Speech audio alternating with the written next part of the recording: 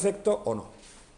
Bueno, pues ya que hemos aprendido a hacer funciones, fijaros que en el boletín el siguiente problema que hay es el 29.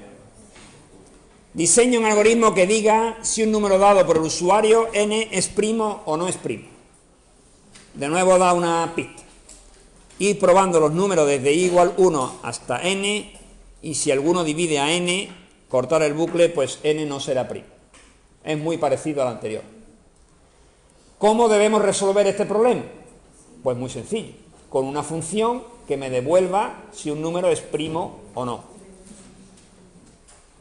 Vamos a hacerlo. Prototipo de la función.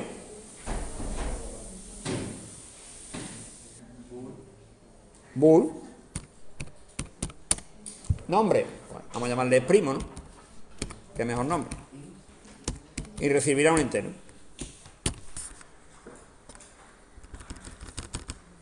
Me voy abajo. Después de la función es cuadrado, voy a hacer la función es primo. Justo a continuación. Hemos dicho, vamos a poner aquí después la función es primo. Bool es primo. No es obligatorio que se separen las palabras por mayúsculas, pero queda más legible, por eso lo hago. M, le vamos a llamar también. Bien, hemos dicho que lo de siempre. Primero definimos la variable a devolver. Lo voy a dejar así para que quede claro que debería ser inicializado. Ya veremos después a cuánto, según me interese. Y aquí, como última sentencia, el return de resultado. Y cierro las llaves.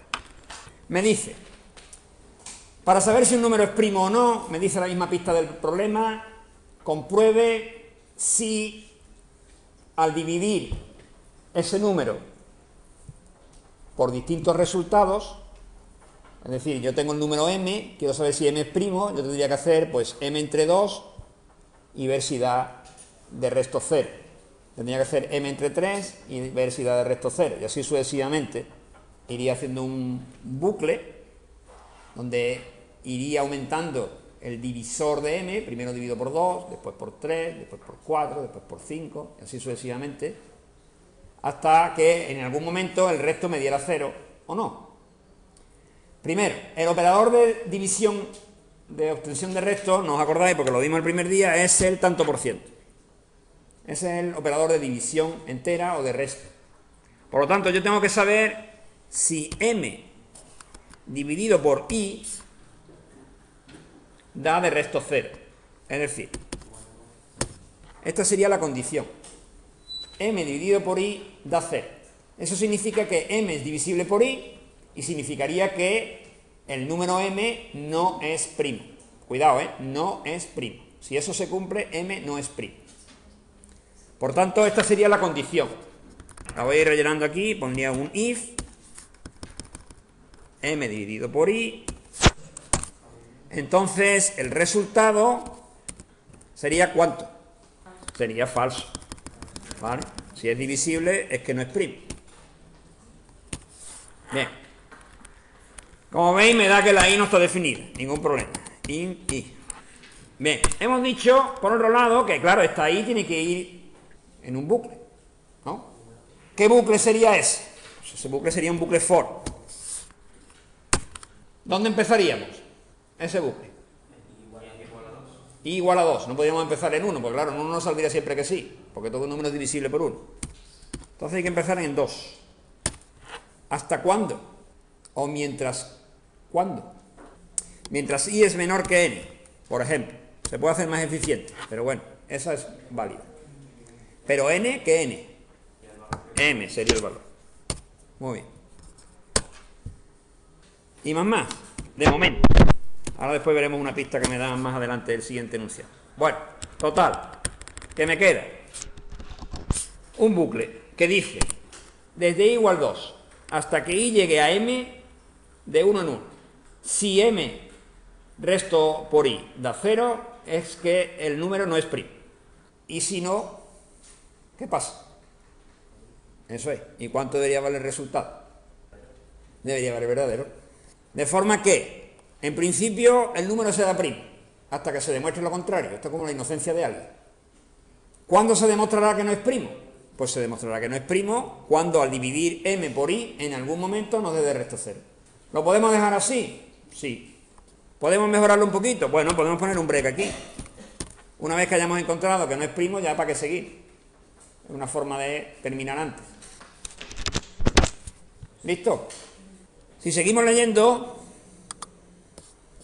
me dice, en el bucle de la prueba anterior, una vez comprobado antes de entrar en el bucle que el número no es par, saltar de 2 en 2 y pone i igual a i más 2, evitando ya la división por los números pares, que no será necesaria. Es decir, supongo que alguien se habrá dado cuenta de que aquí estamos haciendo muchas divisiones que no tienen sentido, porque una vez que el número no es divisible por 2, ya no haría falta probar por 4, ni por 6, ¿vale? Porque si no es divisible por 2, no puede ser divisible por ningún número par. Entonces lo que me está diciendo el programa es que haga un código un poco más eficiente. ¿Cómo se puede hacer eso? Pues primero que compruebe si el número m es par. ¿Cómo compruebo si el número m es par? Pues si el resto por 2 es 0, directamente, ¿qué tendría que hacer? Eso es, resultado igual falso. Y si no, pues entonces es cuando hago el for. De nuevo tengo que preocuparme de que esto quede bonito, no porque quede bonito, sino para que quede legible. Y me dicen que en vez de ir de 1 en 1 vaya de 2 en 2, es decir, que la cláusula de actualización, en vez de ser i más más, es i igual a i más 2. Y algo más que no me dice que debería hacer. I igual a 3, efectivamente. Porque si no, justamente estoy comprobando lo que no quiero comprobar. ¿De acuerdo? Esa pista no estaba dada. Entonces, desde i igual 3, de 2 en 2, voy comprobando 3, 5, 7, 9 y tal y tal. Seguimos leyendo. Tercera pista. Una vez que se han probado todos los números hasta la raíz cuadrada de n, es innecesario seguir las pruebas, ya que si hubiese un número que fuera mayor que la raíz cuadrada de n, pues también habría otro anterior. Bueno, pues lo que nos están diciendo es que en vez de poner la condición que i sea menor que m, que pongamos la condición que i sea menor que la raíz cuadrada de m. Para no mezclar una cosa con otra, lo que nos dicen es directamente que pongamos i por i menor que m.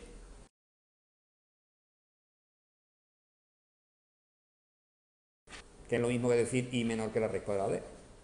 Aunque, insisto, estos últimos añadidos que le hemos hecho son ya cuestión de eficiencia. Lo voy a hacer. Hay un pequeño problemita que vamos a descubrir enseguida. ¿Qué le pasa? Efectivamente, eso es fácil de solucionar. Nos vamos aquí arriba y pongo almohadilla include math.h. Vale. ¿Se habrá solucionado?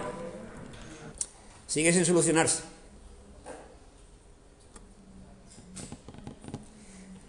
El error, la verdad, es que no es muy amigable. Dice, está muy chico, posiblemente no lo veáis, dice, error, más de una instancia de la función sobrecargada SQRT coincide con la lista de argumentos. No es una buena pista. El error que me está dando es que m es un entero y la función SQRT está esperando un doble, porque está definida para calcular raíces cuadradas de números reales. Forma de solucionarlo. Pues en vez de poner m, ponemos m por 1, pero un 1 real. Eso hace que el argumento de la función ya sea real y ya no haya problema. ¿De acuerdo? Entonces, en el programa principal, si yo quisiera preguntar por el resultado de esta función, pues donde pone es cuadrado, podría llamar a la función es primo y preguntar a la vez si es cuadrado o si es primo. Evidentemente, si es cuadrado perfecto, no es primo, pero al revés sí. Podría no ser cuadrado perfecto y sí ser primo. Entonces, por ejemplo, podríamos aumentar mi programa con una variable booleana nueva que preguntara si el número leído es primo o no.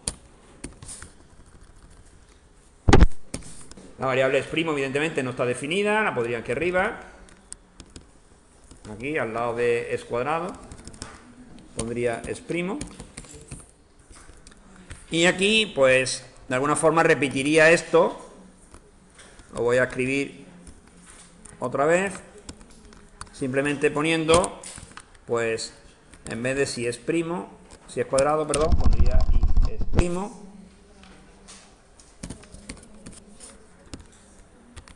Aquí pondría es primo. Y aquí no es primo. Y me saldría, para cada número leído, me saldría si es cuadrado perfecto y si es primo o no. Las dos cosas. Bien, una última cuestión importante también. Y es, ¿se podría haber simplificado esto que yo he puesto aquí de llamar a la función primero, guardar el resultado en una variable y después consultar esa variable en el if? ¿Se podría haber simplificado? La respuesta es sí, se podría haber simplificado. Es decir, que yo podría haber puesto en vez de este es cuadrado, la expresión es cuadrado perfecto.